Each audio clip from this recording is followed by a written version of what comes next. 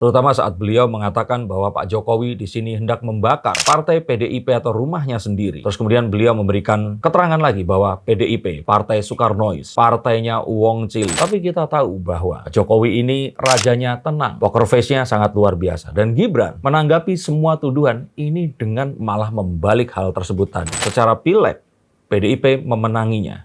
Tetapi dalam Pilpres, PDIP di sini kalah telak dan hampir tidak mendapatkan suara karena persentasenya yang jauh di bawah 20%.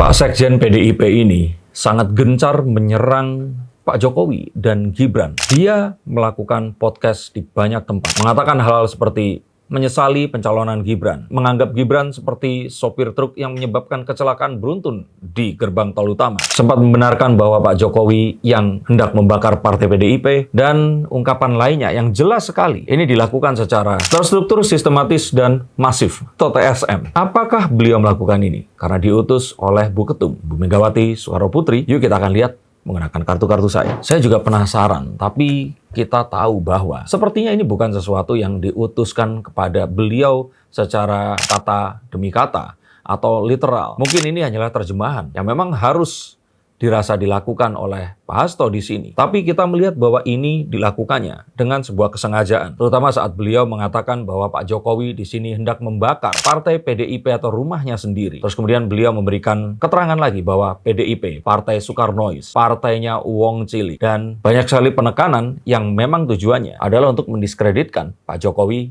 dan juga Mas Samsul atau Gibran Rakabuming Raka. Tapi saya kira hal ini tidak diutus oleh Bu Mega. Mungkin ini sesuatu yang memang saya duga di sini diterjemahkan secara pribadi oleh Mas Hasto dan terus kemudian dilakukannya dalam serangkaian wawancara yang melibatkan dirinya. Bagaimana menurut pendapat kalian? Bisa juga saya melihat dan menduga bahwa ada ketakutan di dalam dirinya melihat bahwa secara pileg PDIP memenanginya, tetapi dalam Pilpres PDIP di sini kalah telak dan hampir tidak mendapatkan suara karena persentasenya yang jauh di bawah 20%. Ya, marilah kita lupakan ya bahwa kecurangan-kecurangan memang ada, tetapi saya yakin itu tidak akan terus membuat suaranya meningkat 2 kali lipat. Yang mana saya yakin ini juga sudah disadari oleh para kader dan juga petinggi partai. Apakah ini kegagalan memilih panglima perang? Maka karena hal tersebut tadi, ada kekhawatiran jika nanti Pak Hasto ini harus menanggung tanggung jawab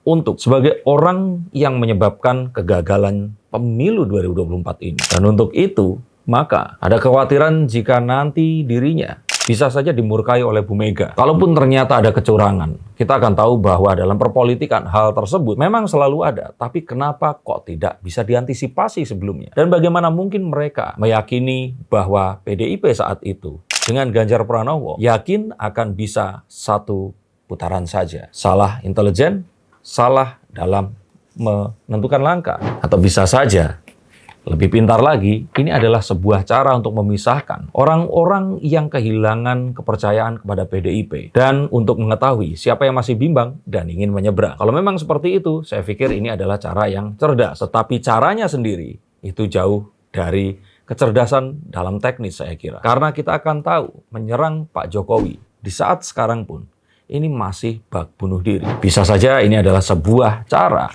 untuk memenangkan pilkada yang bisa saja nanti takutnya malah akan kalah juga. Karena mengetahui bahwa pengaruh Gibran ini pasti akan kuat. Dan melihat jika mereka percaya sekali bahwa perangkat desa di sini sudah diketahui, maka untuk memenangkan pilkada ini tentu saja akan menjadi medan pertempuran yang sangat berbeda.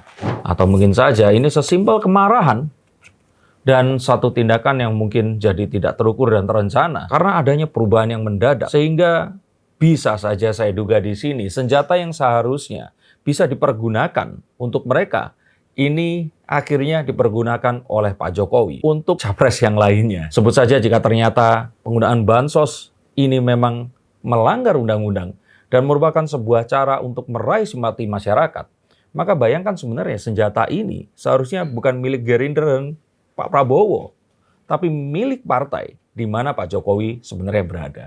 Betul atau betul? Dan jika senjata rahasia itu saja bisa terpindah, maka sebenarnya pasti ada ketakutan yang besar bahwa di tubuh PDIP sangat mungkin ada seorang atau beberapa mata-mata yang kesetiaannya mungkin sudah hilang, tapi masih tampak loyal walaupun menyuplai informasi dari dalam keluar partai. Jika ini benar terjadi, maka harus dilakukan pembersihan sebesar-besarnya.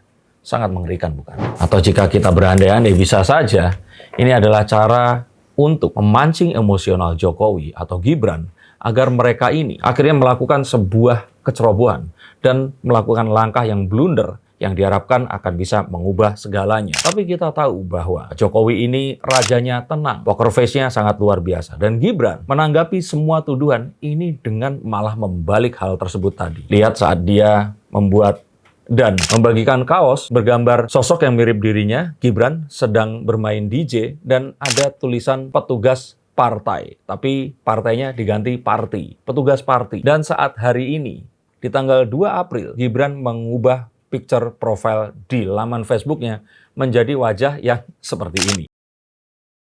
Jadi kita akan tahu bahwa langkah ini mungkin saja nggak akan terlalu efektif meninggalkan hasil yang diharapkan. Tapi yang pasti di sini saya sangat melihat bahwa ini sebenarnya adalah usaha untuk membuktikan kepada Bu Mega bahwa Pak Hasto ini bisa memulai tugas dan menyelesaikannya. Bahwa dia berusaha sedaya upaya untuk menutup pertempuran yang tidak penuh dimenangkannya ini. Dan sesimpel tidak ingin mengecewakan seseorang yang mungkin sudah dianggap sebagai orang tuanya sendiri. Ibu Megawati Soekarno Putri. Kembali tidak ada yang salah dalam politik. Tetapi perbedaan langkah. Dan saat melakukannya ini tadi, yang terus kemudian kita bertanya-tanya. Jadi sebenarnya siapa dan yang mana yang melanggar etika yang sesungguhnya. Tapi apapun itu saya tetap melihat bahwa nantinya Bu Mega ini cepat atau lambat pasti akan berjumpa dengan Pak Prabowo. Dan akan ada pembicaraan tentang koalisi dan lobby-lobby yang sesungguhnya. Meskipun Bu Mega sekarang masih membenci Pak Jokowi, tapi saya yakin juga Pak Jokowi akan ada dalam pembicaraan ini. Beberapa orang mungkin